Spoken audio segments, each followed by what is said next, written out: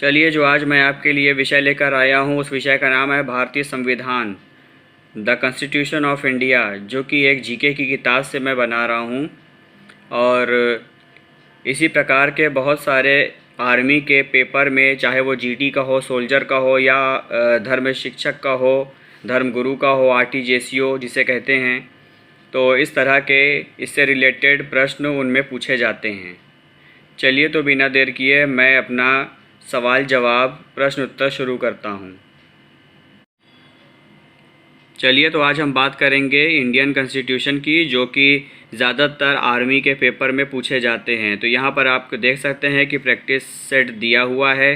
तो पहला क्वेश्चन हम लोग शुरू करते हैं। निम्नलिखित में से किस ईस्वी सन में भारतीय नागरिकों के मौलिक कर्तव्य संविधान में शामिल किए गए थे?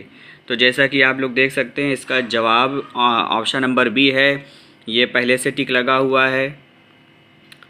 दूसरा प्रश्न है, भारतीय संविधान की प्रारूपण समिति के अध्यक्ष कौन थे? ऑप्शन नंबर ए है doctor BR Ambedkar. Next question है, जो कि है निम्नलिखित में से US संविधान की विशेषताएं कौन सी हैं जो हमारे संविधान के निर्माताओं द्वारा ग्रहण की गई थीं? ऑप्शन नंबर डी सही है, उपयुक्त सभी। नेक्स्ट क्वेश्चन है, निम्नलिखित में से किस स्थिति में बंदी प्रत्यक्षीकरण रिट जारी की जाती है? ऑप्शन नंबर सी है सही जवाब, दोषपूर्ण पुलिस नज़रबंदी। नेक्स्ट है, निम्नलिखित रिट में किसका शाब्दिक अर्थ यह है कि सशरीर प्रस्तुत करो? ऑप्शन नंबर ए पर टिक लगा हुआ है, बंदी प्रत्यक्षीकरण। ऑप्शन नंबर ए सही है। निम्नलिखित में से कौन सा अधिकार मौलिक अधिकार नहीं है? ये है ऑप्शन नंबर बी, संपत्ति का अधिकार, जो कि मौलिक अधिकार में से नहीं है। नेक्स्ट है क्वेश्चन नंबर 7, मूलभूत अधिकारों की सूची में से किस संविधान संशोधन द्वारा संपत्ति के अधिकार को हटाया गया? ये है 44वां संशोधन 44। नेक्स्ट है, यहाँ पर मैं देख सकते हैं आप लोग कि मैं डायरेक्ट प्रैक्टिस बुक से बना रहा हूँ, जो कि आपको लोगों के लिए बहुत ही मोस्ट इम्पॉर्टेंट है। इसमें से बहुत सारे सवाल एग्ज़ाम में आते हैं। तो जो मेन विषय जो दिया हुआ है हमारे आरटीजीएसईओ या फिर जीडी हो, या जिसकी हम बात करते हैं सोल्जर की, ट्रेड्समैन की, ऐसे सवाल ज़्यादातर पूछे जाते हैं। इससे संबंधित जितने भी प्रश्न उत्तर हैं पूछे जाते हैं।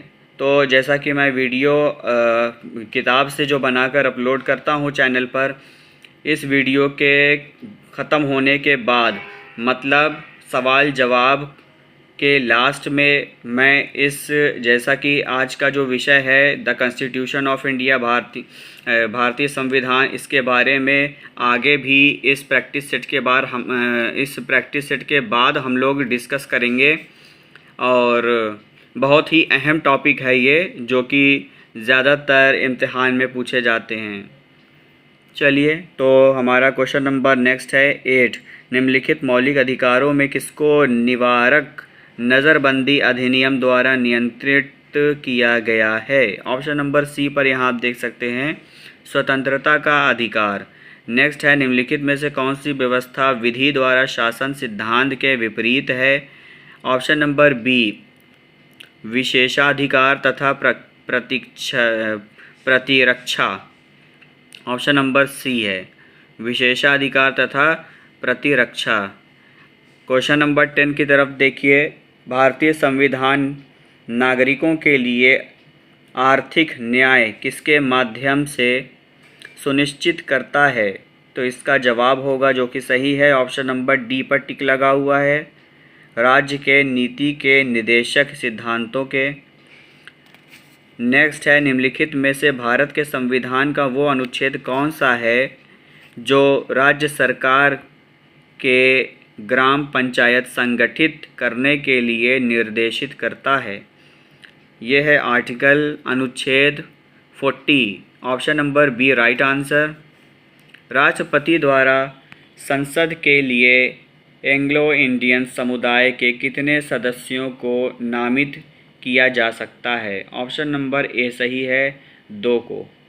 नेक्स्ट है राष्ट्रपति राज्यसभा के लिए उन व्यक्तियों में से जो कला, साहित्य, सामाजिक सेवा आदि के क्षेत्र में ख्याति प्राप्त है, निम्नलिखित में से कितने व्यक्तियों का नामांकन कर सकते हैं। इसका ऑप्शन आगे दिया हुआ है जो कि यहाँ पर है। ऑप्शन नंबर ए है 4, बी है 8, सी है 12 और डी है इनमें से कोई नहीं। तो ऑप्शन नंबर सी सही है 12। एकल हस्तांतरणीय मतदान पद्धति में हर मतदाता व्यक्त कर सकता है।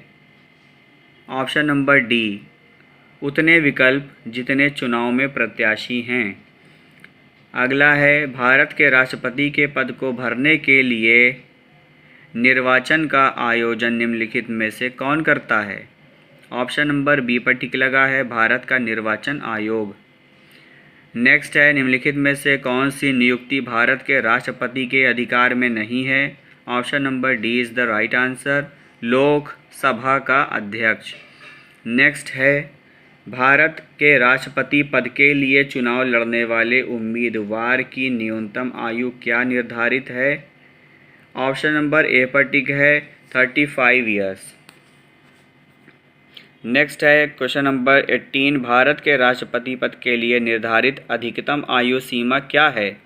ऑप्शन नंबर डी सही है, कोई अधिकतम आयु सीमा नहीं है।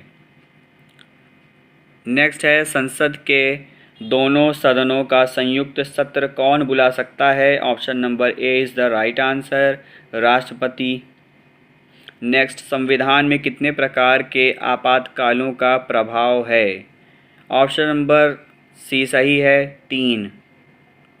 यहाँ पर आप देख सकते हैं इस प्रैक्टिस सेट में से प्रैक्टिस की गई है, तो इसी तरह आप लोगों को भी इसी तरह प्रैक्टिस करते रहना है।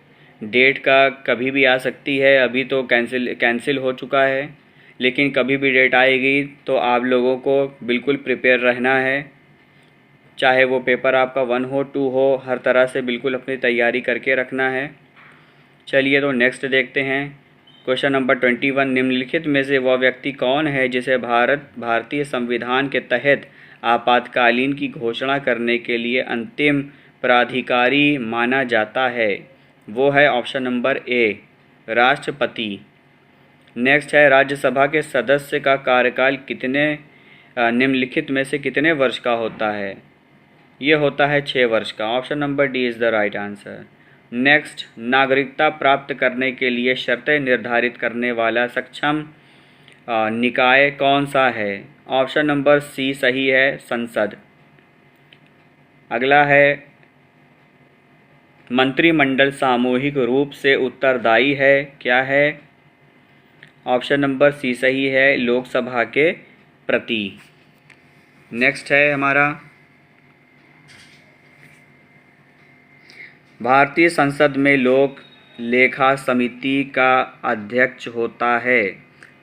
तो पब्लिक अकाउंट कमिटी का जो अध्यक्ष होता है वो कौन होता है। ऑप्शन नंबर ए है, विपक्षी दल का नेता। नेक्स्ट है संसदीय प्रकार की सरकार की एक प्रमुख विशेषता है। संसदीय प्रकार की सरकार की एक प्रमुख विशेषता है, जो कि ऑप्शन नंबर सी तक यहाँ दिया हुआ है, डी ऊपर दिया हुआ है।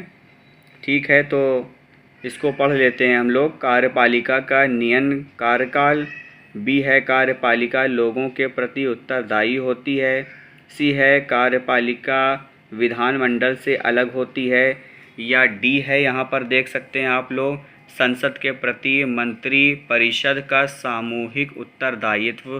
तो ऑप्शन नंबर डी सही है, संसद के प्रति मंत्री परिषद का सामूहिक उत्तरदायित्व। The parliament council of ministers collective responsibility is the right answer. Next निम्नलिखित में से कौन सा कथन सही नहीं है। Option number D, option number D सही नहीं है। अगला है भारतीय संसद के कामकाज में शून्यकाल का अर्थ है। ऑप्शन नंबर सी पर टिक लगा हुआ है, प्रश्नकाल और अगली कार्यसूची के बीच का समय। अगला क्वेश्चन है, निम्नलिखित में से कौन सा प्रशासन पर विधायी नियंत्रण के अंतर्गत नहीं आता है? ऑप्शन नंबर ए सही है, शून्यकाल। नेक्स्ट है, हाउस ऑफ द पीपल को लोकसभा का नाम किस वर्ष दिया गया था? यहाँ पर 4 ऑप्शन में सन दिए गए हैं। सन को आप ईयर्स जितने हैं उसको कायदे से देख लेना है। तो ऑप्शन नंबर ए सही है, 1954, 1954। नेक्स्ट है, वर्तमान में उच्च न्यायालयों की संख्या कितनी है? ऑप्शन नंबर डी पर टिक लगा है, तो ऑप्शन नंबर डी सही है, 24। अगला सवाल है, संसद और संविधान साधन नहीं है। Option number A is the right answer, विधिक न्याय के। नेक्स्ट है, लोकसभा आयोजित करने के लिए अपेक्षित गणपूर्ति यानी कोरम क्या है? यहाँ पर आप देख सकते हैं option number c is the right answer. Next है, केंद्रीय मंत्रिपरिषद के विरुद्ध अविश्वास प्रस्ताव कहाँ प्रस्तुत किया जा सकता है? केंद्रीय मंत्रिपरिषद के विरुद्ध अविश्वास प्रस्ताव कहाँ प्रस्तुत किया जा सकता है? ऑप्शन नंबर बी सही होगा, केवल लोकसभा में। अगला सवाल है, केंद्र और राज्य के बीच कुछ कर संसाधनों के वित्तीय वितरण का निपटारा इनमें से किसके द्वारा किया जाता है? तो ऑप्शन नंबर सी सही है, वित्त आयोग मीन्स फाइनेंस कमीशन यहाँ पर दिया हुआ है। अगला है, संसदीय प्रकार की सरकार में वह बराबर लोगों में पहला होता है, वह जो बराबर पहला होता है वह कौन है? Option number 20 is the right answer, यानी प्रधानमंत्री। संविधान की व्याख्या कौन करता है? संविधान की व्याख्या न्यायपालिका करता है, यानी ज्यूडिशियरी। अगला सवाल है और लास्ट ये प्रश्न है इस किताब से, न्यायपालिका द्वारा बनाए गए कानून को कहते हैं, क्या कहते हैं? केस लॉ, यानी ऑप्शन नंबर बी सही है, निर्णय विधि। तो ये था हमारे आज का वीडियो। उम्मीद करता हूँ कि आप लोग अच्छे से अपनी इम्तिहान की, अपनी एग्ज़ाम की, आने वाली एग्ज़ाम की तैयारी करेंगे। और इस 38 जो क्वेश्चन मैंने यहाँ पर आप लोगों के सामने जिसको चर्चा की है, पूरे 38 सवाल की, इसके आगे भी मैं इंडियन कॉन्स्टिट्यूशन से रिलेटेड कुछ पॉइंट है जो आप लोगों को उसको देखना और समझना बहुत ज़रूरी है। जैसे कि इसमें आगे बताया जाएगा कि पंचायती राज के बारे में, और राष्ट्रगान, राष्ट्रगीत और राष्ट्रीय पक्षी पुष्प, इससे रिलेटेड बहुत सारी जानकारी आपको दी जाएगी। इस वीडियो के लास्ट में है, जो कि मैं आगे इलेबोरेट कर रहा हूँ। ध्यान से अपने जो है एग्ज़ाम की तैयारी करिएगा। तो फ्रेंड्स, विषय कोई भी हो उसको विस्तार से पढ़ना बहुत ही ज़रूरी है आप लोगों के लिए। यहाँ पर मैं आप लोगों के लिए लेकर आया हूँ इससे रिलेटेड और भी सारी जानकारी है जो यहाँ पर बोल्ड लेटर्स में दी हुई है, यहाँ आप देख सकते हैं।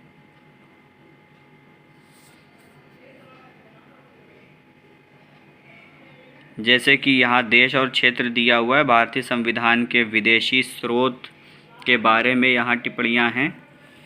और इसके आगे है, ये इस तरह से है, ये चार्ट को देखिए आप और अपने एग्ज़ाम की तैयारी खूब अच्छे से करिए। यहाँ पर भारतीय संविधान की अनुसूची के बारे में दिया हुआ है, प्रथम द्वितीय तृतीय ऐसे करके बहुत सारी अनुसूची हैं, देख लीजिए यहाँ पर इस तरह है। नेक्स्ट है, राज्यों का पुनर्गठन के बारे में यहाँ पर है।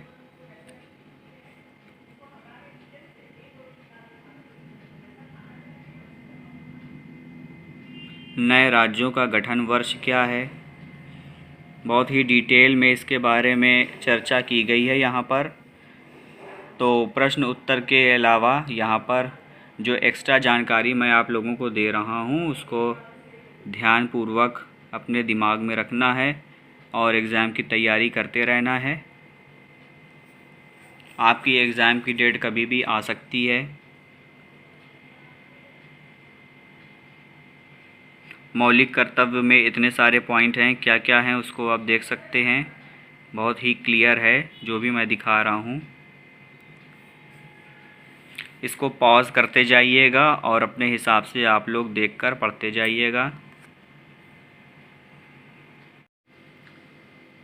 और भी सारे यहाँ पर पॉइंट्स है दोस्तों, आप भी ऑफलाइन पढ़ सकते हैं, ऑनलाइन भी बहुत सारी सेवाएं दी हुई हैं चैनल पर, वहाँ से भी आप लोग पढ़ सकते हैं। ऑफलाइन भी किताब जो आपको बेस्ट लगे इंडियन आर्मी RTGSU के लिए अपने हिसाब से आप लोग ख़रीद के पढ़ सकते हैं।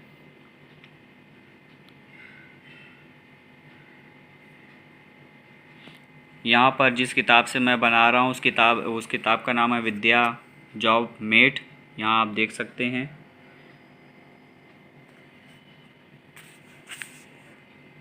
लोकसभा के बारे में बहुत अच्छे से यहाँ वर्ष के साथ ही दिया हुआ है हर एक चीज़। इतनी तो पूरी गारंटी है, अगर आप ये वीडियो देख रहे हैं इस तरह से मैं आप लोगों को हर एक तरीके से बताने की कोशिश करता हूँ, क्वेश्चन आंसर से भी और पूरा विस्तार से भी मैं आपको बता रहा हूँ, समझा रहा हूँ। इस तरह से आप लोग अगर अपने एग्ज़ाम की तैयारी करेंगे तो कोई भी आपको बीट नहीं कर पाएगा। बहुत अच्छे से एग्ज़ाम की तैयारी इस तरह की जा सकती है। उसके बारे में पूरा डिटेल से पढ़ लीजिएगा। ज़्यादातर सारे विषय पर यही सब विषय पर पूछे जाते हैं जीके में क्वेश्चन, जैसे कि आपका खेल कूद से संबंधित हो गया है, भारत का भूगोल, विश्व का भूगोल, इंडियन कॉन्स्टिट्यूशन, भारतीय इतिहास, खेल से संबंधित, लेखक। ठीक है, बस इतना काफ़ी होता है पढ़ना। यह है कि खूब अच्छे से उसकी तैयारी कर लें आप सब, ताकि कहीं से भी कोई सवाल पूछा जाए तो उसका आसानी से आप लोग जवाब दे सकें। मेरी कोशिश जारी है आप लोगों को इसी तरह और भी सारी वीडियो मैं आपके लिए लेकर आता रहूँगा। आप लोग मेरे चैनल पर बने रहिए। और एक रिक्वेस्ट है कि जो भी भाई बंधु, जो भी मेरे व्यूअर्स हैं, जो नए न्यू कमर्स हैं मेरे चैनल पर, ठीक है, तो इसी तरह मेरे साथ आप लोग मेरे चैनल को सराहते रहें। और जो भी नए कैंडिडेट हैं जिन्होंने अभी तक सब्सक्राइब नहीं किया है वो मेरे चैनल को सब्सक्राइब कर दें। और डिस्क्रिप्शन में मेरा व्हाट्सएप ग्रुप दिया हुआ है, वहाँ से आप लोग, वहाँ लिंक दिया है, उस लिंक से आप लोग मेरे व्हाट्सएप ग्रुप पर ज्वाइन हो सकते हैं, जिससे कि आप लोगों को और भी आसानी हो जाएगी मेरे साथ पढ़ाई करने में, इस RTGSU की तैयारी करने में, जीके की, ट्रेड्समैन की, GD की। ठीक है, व्हाट्सएप ग्रुप पर आप मेरे साथ अगर जुड़े रहेंगे तो जो भी मैं अपडेट देता रहता हूँ वो आप लोगों को मिलती रहती है। जैसा कि मैं बहुत बार इस टॉपिक को बता चुका हूँ आप लोगों को।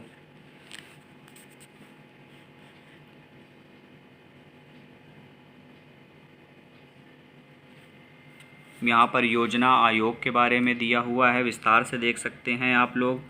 भारत में योजना आयोग के संबंध में कोई संवैधानिक प्रावधान नहीं है। यहाँ पर इस तरह से पॉइंट दिए हुए हैं।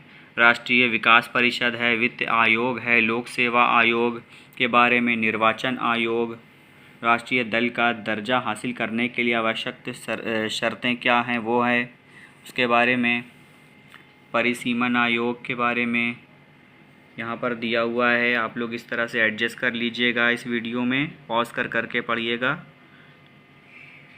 सारी डिटेल्स में दी हुई है, जितने भी कॉन्स्टिट्यूशन के बारे में बताया गया है, इंडियन कॉन्स्टिट्यूशन के बहुत अच्छे से विस्तार से इसमें एलेबोरेट किया है मैंने। ये है।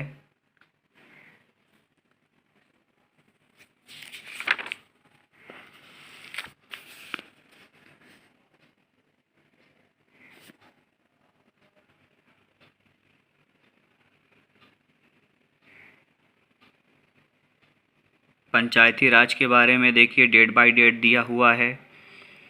ये बहुत सारे जो पॉइंट्स हैं, ये प्रैक्टिस एक्सरसाइज जो मैंने क्वेश्चन आंसर जो प्रश्न उत्तर आपको बताए हैं उसमें नहीं मिलेगी। डेट बाय डेट हर एक चीज़ की मालूमात जानकारी इस तरह से इलेबोरेट करने पे मिलती है। ठीक है, तो फ्रेंड्स वीडियो अच्छी लगी हो तो आप लाइक करिएगा और नए हो तो चैनल को ज़रूर सब्सक्राइब करिएगा और अपनी कमेंट जो है वो कमेंट सेक्शन में देना मत भूलिएगा। और भी अगर कुछ नया आप लोगों को कुछ सुझाव होता है तो मुझे कमेंट सेक्शन में ज़रूर कमेंट करके बताइएगा ताकि मैं अपनी उस कमी को पूरा कर सकूं। भाई आप लोग अगर मेरी कमी को नहीं पकड़ेंगे, नहीं बताएंगे तो मुझे कैसे और भी आप लोगों के लिए नए अपडेट्स लेकर मैं कैसे आऊँगा। ठीक है, तो आज का ये वीडियो बस इतना ही था। मिलते हैं अगले वीडियो में, तब तक के लिए धन्यवाद। Thank you.